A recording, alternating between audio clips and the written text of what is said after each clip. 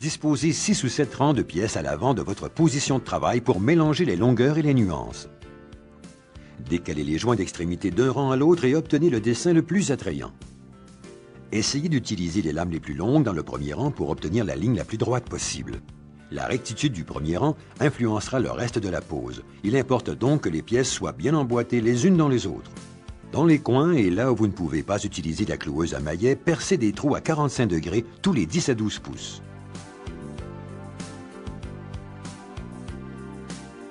Clouez dans les trous avec des clous de finition de 2 pouces et servez-vous d'un chasse-clous pour chasser les têtes de clous et ne pas endommager les bords des lames. Aussitôt que possible, on utilisera une cloueuse à maillet et des broches de 2 pouces.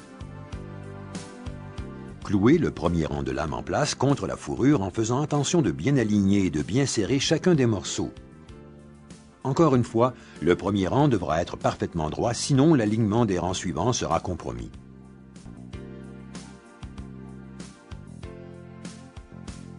Commencez le deuxième rang ainsi que les rangs subséquents avec la retaille de la dernière pièce posée, si celle-ci est assez longue.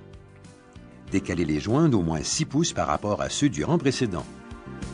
Clouez à clous perdus dans la languette à 45 degrés tous les 10 à 12 pouces. Mettez 2 broches dans toutes les pièces inférieures à 12 pouces. Pour les coupes, afin de limiter la perte de bois, alignez un éventail de lames de plusieurs longueurs dans un coin comme ceci.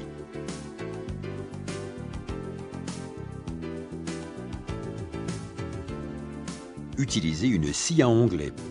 Aux extrémités, remplacez le papier feutre par des lamelles. Collez en place les derniers morceaux avec de la colle à bois.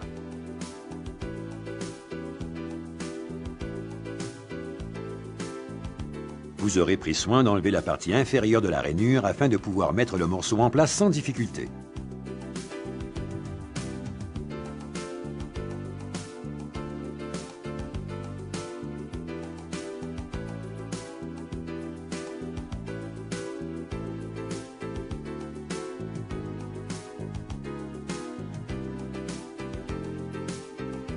Vous installerez les moulures en périphérie. Celles-ci camoufleront l'espace d'1,5 pouce de long des murs prévu pour l'expansion du plancher.